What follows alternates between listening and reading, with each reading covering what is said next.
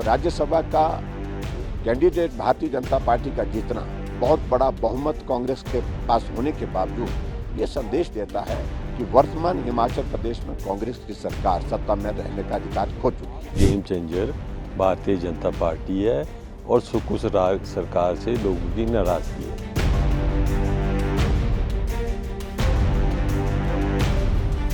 मंगलवार को राज्यसभा चुनाव की वोटिंग में तगड़ी प्रतिस्पर्धा देखने को मिली। हिमाचल प्रदेश और उत्तर प्रदेश में क्रॉस वोटिंग की वजह से बीजेपी को इस चुनाव में शानदार जीत हासिल हुई, लेकिन क्रॉस वोटिंग की वजह से हिमाचल में तो सरकार गिरने तक की बात कही जाने लगी है। राज्यसभा चुनाव के दौरान हुए मौजूदा घटनाक्रम ने इतिहास की कुछ यादें भी ताज़ा कर दी हैं। ये किस्सा 26 साल पुराना है, जब राज्यसभा चुनाव में क्रॉस वोटिंग के बाद कांग्रेस के 2 टुकड़े हो गए थे। इसके बारे में भी आपको बताएंगे, लेकिन सबसे पहले मंगलवार को हुई राज्यसभा चुनाव के नतीजों की बात करते हैं। दरअसल मंगलवार को हिमाचल की 1 और यूपी की 10 राज्यसभा सीटों के लिए चुनाव हुए। हिमाचल में बीजेपी कैंडिडेट की जीत हुई, वहीं यूपी में बीजेपी के 8 कैंडिडेट और सपा के 2 उम्मीदवार जीते। ये दोनों नतीजे चौंकाने वाले रहे, क्योंकि एक तरफ तो हिमाचल में कांग्रेस की जीत तय मानी जा रही थी, वहीं उत्तर प्रदेश में अखिलेश यादव के 3 उम्मीदवारों की जीत की उम्मीद थी, लेकिन क्रॉस वोटिंग की वजह से बीजेपी को बम्पर जीत हासिल हुई।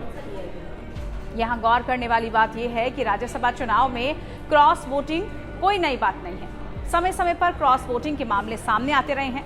अगस्त 2017 के गुजरात राज्यसभा चुनाव के दौरान भी क्रॉस वोटिंग का मामला सामने आया था। तब काफी हंगामा भी हुआ था। तब कांग्रेस के 2 विधायकों ने बीजेपी के पक्ष में वोट किया था और बूथ के बाहर निकलकर अमित शाह को विक्ट्री साइन भी दिखा दिया था।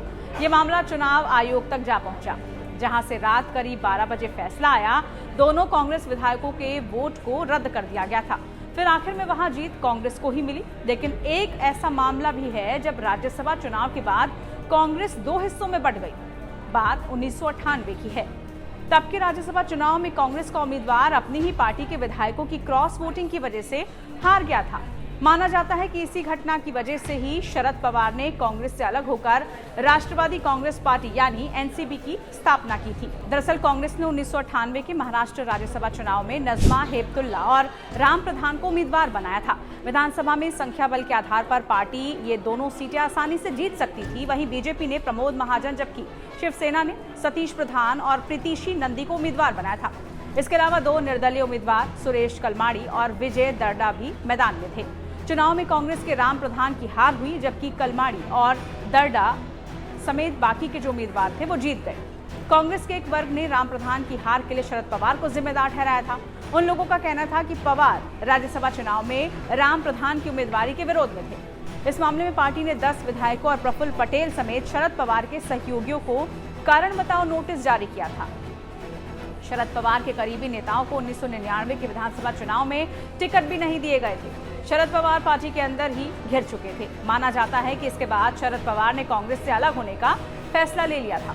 शरद पवार की बगावत ने राष्ट्रवादी कांग्रेस पार्टी यानी एनसीपी की नींव रखी। शरद पवार ने तारिक अनवर और पीए संगमा के साथ मिलकर 10 जून 1999 को एनसीपी का गठन किया। उसी साल अक्टूबर में महाराष्ट्र में विधानसभा चुनाव हुए। एनसीपी ने अपने पहले विधानसभा चुनाव में राज्य की 288 सीटों में से 223 पर अपने उम्मीदवार खड़े किए। इस चुनाव में एनसीपी को 58 सीटें मिली थी। हालांकि अब 2024 के राज्यसभा चुनाव के बाद हिमाचल प्रदेश में कांग्रेस एक बार फिर से मुश्किलों में घिर चुकी है।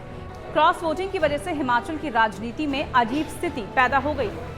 कहा तो यहां तक जा रहा है कि वहां कांग्रेस की सरकार गिर भी सकती है। आपको ये वीडियो कैसी लगी जरूर बताइएगा। साथ ही इस तरह के तमाम वीडियोस के लिए आप देखते रहिए टाइम्स नाउ भारत डिजिटल। नमस्कार।